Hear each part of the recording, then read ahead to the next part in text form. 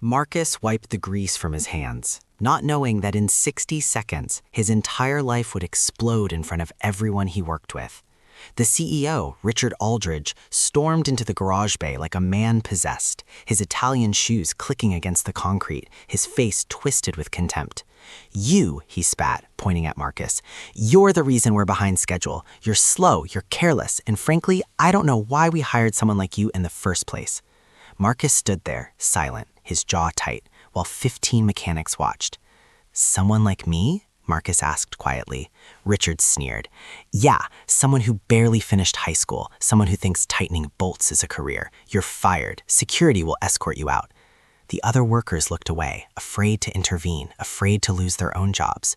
Marcus didn't argue. He didn't beg. He simply nodded, removed his work badge, and placed it on the tool bench.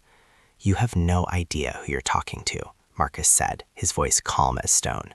Richard laughed, a cruel, mocking sound. "Oh, I know exactly who you are, a nobody. Now get out before I have you thrown out." Marcus walked toward the exit, his boots echoing in the deadly silence. And that's when they heard it, a distant thumping sound, growing louder, sharper, unmistakable. A helicopter. The walls of the garage began to vibrate. Workers rushed to the windows. Richard's smirk faltered.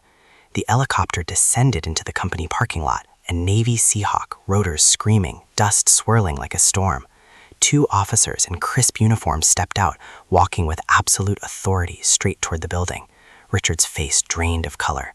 The lead officer entered the garage, his eyes scanning the room until they locked on Marcus. He snapped to attention. "Captain Shadow," the officer said, his voice sharp and respectful. "We've been trying to reach you, sir. There's a situation. We need you immediately." The entire garage went silent. Every jaw dropped. Richard's eyes bulged like a man watching his own nightmare come to life. "Captain, what?" Richard stammered. Marcus turned slowly, and for the first time, Richard saw something in his eyes that made his blood run cold. Authority, command, danger.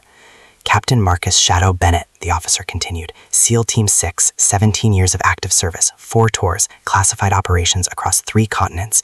You were recommended for the Navy Cross last year." Richard's legs buckled. He grabbed the workbench to steady himself. You're a nobody," Marcus finished for him, his voice like iron. "Yeah, that's what you said." He turned to the officer. "What's the situation?" "Hostage rescue, Mediterranean. They specifically requested you, sir. No one else can lead this." Marcus nodded. He looked at the other mechanics, men who'd become his friends, who'd shared lunch breaks and stories about their kids. "Take care of yourselves," he said. Then he looked at Richard, who was now trembling, his arrogance shattered into 1,000 pieces. "You know what the difference is between you and me, Richard? You think power comes from a title. I know it comes from sacrifice, from serving something bigger than yourself. You'll never understand that." The officer handed Marcus a jacket. As he put it on, the room saw the medals, the insignia, the proof of a life lived in the shadows, protecting people who'd never know his name. Richard tried to speak, his mouth opening and closing like a dying fish. I'm sorry, Save it," Marcus said.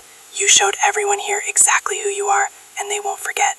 Marcus walked out, climbed into the helicopter, and as it lifted into the sky, Richard collapsed onto a chair, his hands shaking, knowing that he just humiliated a genuine American hero in front of everyone, knowing that this moment would define him forever, knowing that the nobody he destroyed was actually the somebody he could never be.